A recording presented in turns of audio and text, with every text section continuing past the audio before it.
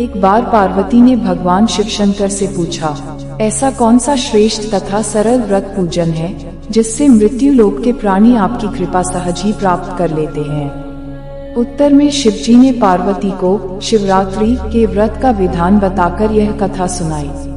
एक गांव में एक शिकारी रहता था। पशुओं की हत्या करके वह अपने कुटुंब को पालता था। वह एक साहूकार का ऋणी था, लेकिन उसका ऋण समय पर न चुका सका। क्रोधवश साहूकार ने शिकारी को शिवमठ में बंदी बना लिया।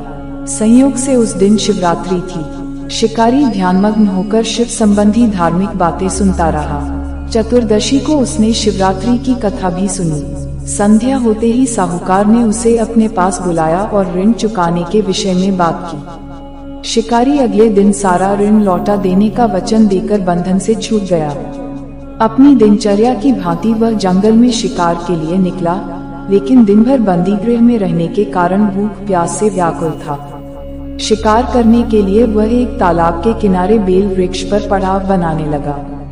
बेल वृक्ष के नीचे शिवलिंग था जो बिल्व पत्थरों से ढका हुआ था। शिकारी को उसका पता न चला। पड़ाव बनाते समय उसने जो टहनियां तोड़ी वे संयोग से शिवलिंग पर गिरी।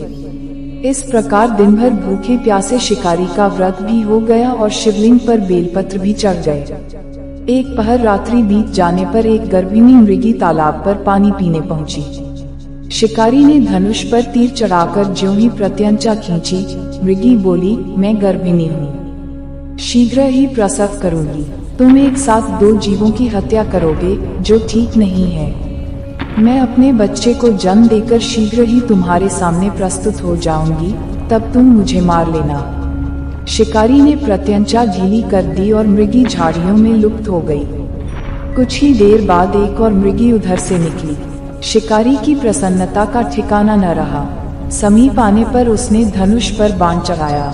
तब उसे देख मृगी ने विनम्रता पूर्वक निवेदन किया, हे पारधी, मैं थोड़ी देर पहले ही ऋतु से निवृत्त हुई हूँ। कामातुर विरहिणी हूँ, अपने प्रिय की खोज में भटक रही हूँ। मैं अपने पति से मिलकर शीघ्र ही तुम्हारे पास आ जाऊंगी। शिकारी ने उसे भी जाने दिया। 2 बार शिकार को खोकर उसका माथा ठनका। वह चिंता में पड़ गया। रात्रि का आखिरी पहर बीत रहा था। तभी एक अन्य मृगी अपने बच्चों के साथ उधर से निकली। शिकारी के लिए यह स्वर्णिम अवसर था। उसने धनुष पर तीर चढ़ाने में देर न लगाए। वह तीर छोड़ने ही वाला था कि मृगी बोली, हे पारधी, मैं इन बच्चों को पिता के हवाले करके लौट आऊंगी। इस समय मुझे मत मार। शिकारी हंसा और बोला, सामने आए शिकार को छोड़ दूं, मैं ऐसा मूर्ख नहीं। इससे पहले मैं 2 बार अपना शिकार खो चुका हूँ। मेरे बच्चे भूख प्यास से तड़प रहे होंगे। उत्तर में मृगी ने फिर कहा, जैसे तुम्हें अपने बच्चों की ममता सता रही है, ठीक वैसे ही मुझे भी, इसलिए सिर्फ बच्चों के नाम पर मैं थोड़ी देर के लिए जीवनदान मांग रही हूँ। हे पारधी, मेरा विश्वास कर, मैं इन्हें इनके पिता के पास छोड़कर तुरंत लौटने की प्रतिज्ञा करती हूँ। मृगी का दीन स्वर सुनकर शिकारी को उस पर दया आ गई। उसने उस मृगी को भी जाने दिया। शिकार के अभाव में बेल वृक्ष पर बैठा शिकारी बेलपत्र तोड़ तोड़कर नीचे फेंकता जा रहा था। पौ फटने को हुई तो एक हष्टपुष्ट मृग उसी रास्ते पर आया। शिकारी ने सोच लिया कि इसका शिकार वह अवश्य करेगा।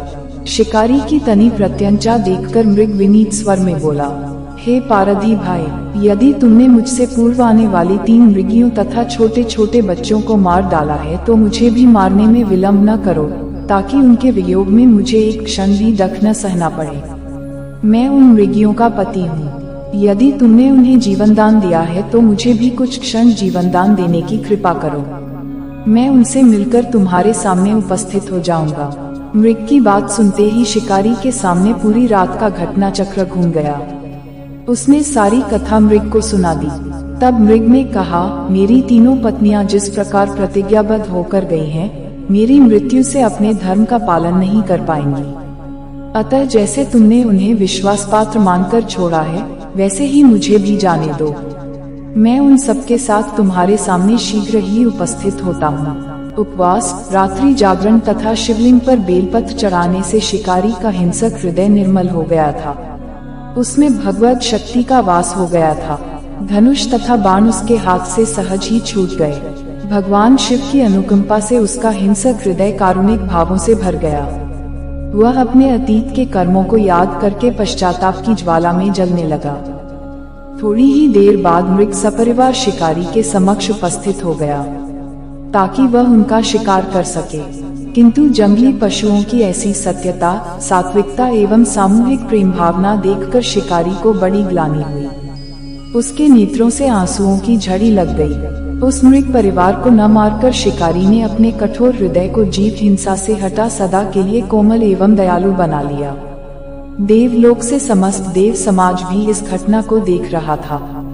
घटना की परिणति होते ही देवी देवताओं ने पुष्प वर्षा की। तब शिकारी तथा मृग परिवार मोक्ष को प्राप्त हुए।